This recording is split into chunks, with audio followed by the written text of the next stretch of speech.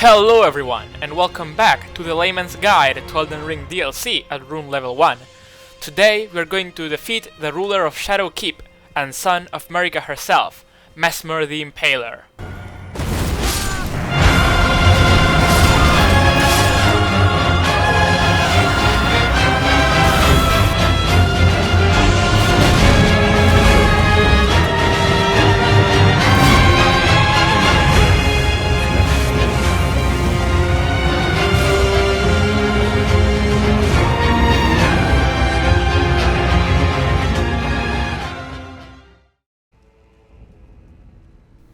After defeating Relana, we are granted access to Shadow Altus, a whole new map region. To begin with, we will scour the area for any Shadow Tree fragments and revered spirit ashes in order to have a fighting chance against the challenges that await us. Two locations of note are the Church of the Crusade, which contains 2 Shadow Tree fragments, and this pond north of Morth Ruins. After grabbing the fragment on the pond, continue making your way through the cave, past the weird piss guys and into this poison lake. Keep heading southwest, dodging the golem archer of course, until you reach the map marker stone near the town ruins.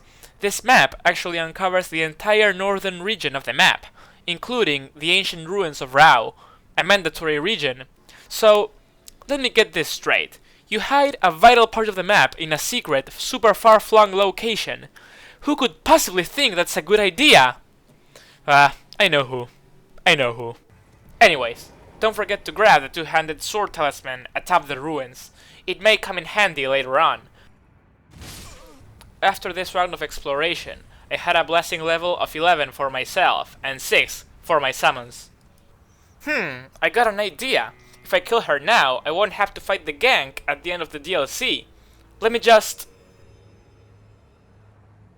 what?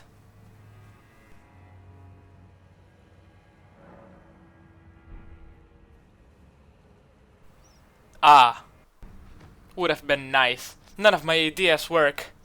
Well, actually, here's a reasonably good one. Instead of using the Twin Blade, which has high dex requirements, I recommend that you use the Short Spear, since it can literally be used without talismans. This frees up a talisman slot, which I decided to fill with a Carrion Filigree Crest. This talisman reduces the cost of our Ice Spears, something that, believe me, will prove invaluable. The Magic Scorpion Charm would have been nice as well, but... yeah. I originally upgraded the Twin Blade because of its superior moveset, but this run is literally an L2 pressing simulator, so it doesn't really matter. With all of this out of the way, it is time to pay dear Mesmer a visit. Quietly approach the encampment from the side till the Furnace Golem walks past you. After that, you can pretty much sprint all the way to the entrance of the keep. At this point, you may be asking, what about the NPCs? Shouldn't you be using them or talking to them? To this, I say, NPCs? Tish is all I need. Okay, enough of this chit-chat. It's boss time. This is actually a souped-up version of the golden hippopotamus we killed last time, and the same strategies apply. Stay away from it. Shoot spears at its face, and take advantage of how easily distracted it is. When you get the stagger, don't go for a critical strike, but rather keep spamming Ice Spears. Its second phase can actually pose a challenge. However, you have probably dealt so much damage to it at this point that it should not be a problem. It drops 2 Shadow Tree fragments to boot.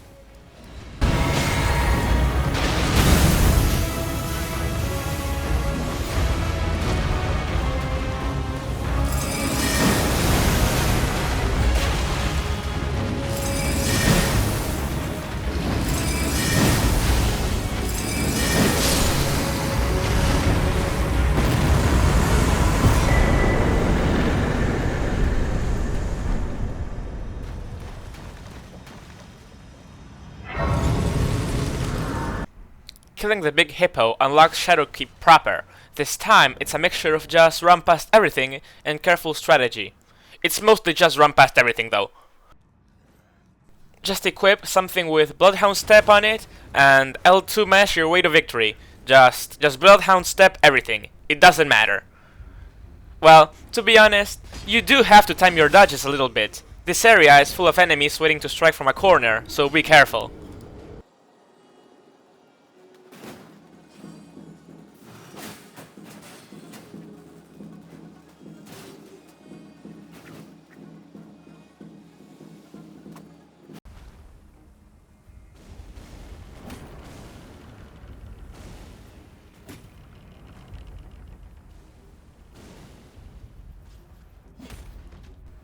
After going up the ramp that led to the shortcut, turn to the right and jump over the battlements to this small ledge covered by water. This will lead us to a secondary location that we'll explore on a later date.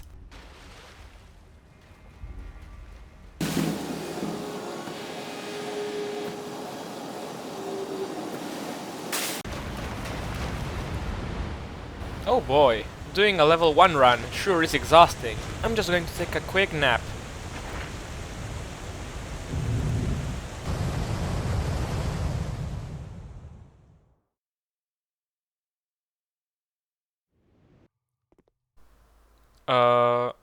Where the hell am I? I don't really know what happened there, just wake up from the coffin and touch the first grace. We'll come back here soon enough.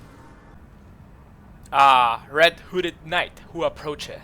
Is it thy wish to be felled like the others? Dost thou wish to taste the blade of the unclothed, levelless tarnished?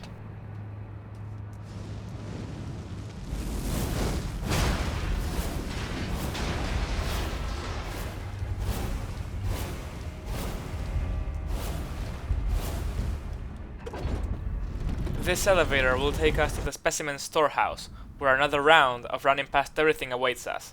However, you'll have to be very careful with the fire knights and their ranged attacks.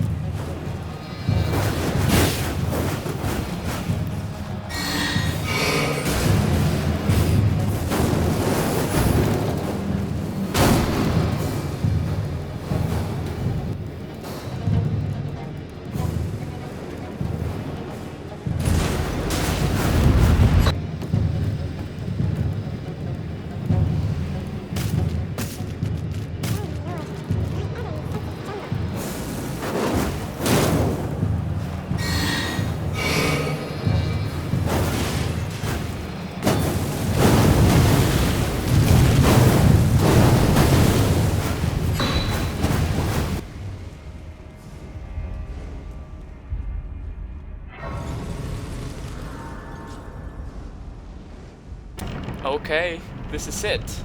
You better get ready. Those stripped of the grace of gold shall all meet death.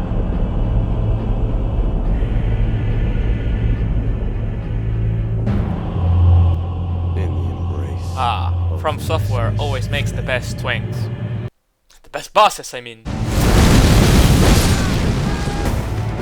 Stripped of the grace of gold. Stripped of the grace of gold shadow. Stripped of the grace of gold shadow. Stripped of the grace of gold. Stripped of the grace of gold shadow. Stripped of the grace of gold shadow. Death. Those stripped of the grace of gold shall all meet death. I must have heard that sentence 1,000 times. This boss is brutal. He is quick. He has enormous range. And he has some attacks that may as well be nuclear bombs due to how difficult they are to dodge. However, our damage is amazing and Mesmer is weak to frost, so it is not a long fight. The trick to beating Mesmer is to learn his openings. For example, he always starts phase 1 with the same explosion. You can dodge it and get a hit. Then, there's his spear throw attack, which we can counter with a spear throw of our own. You can also outspace his multiple thrusts attack, and shoot a spear at him. Finally, his Mesmer's assault attack has to be dodged very carefully.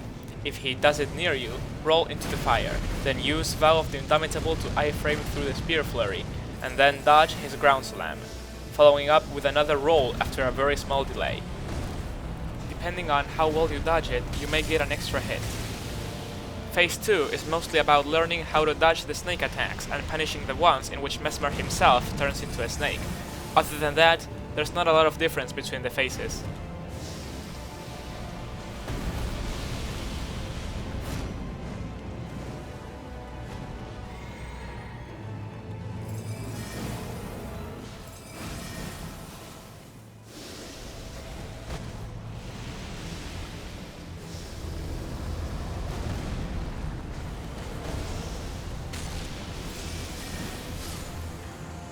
And that is GG.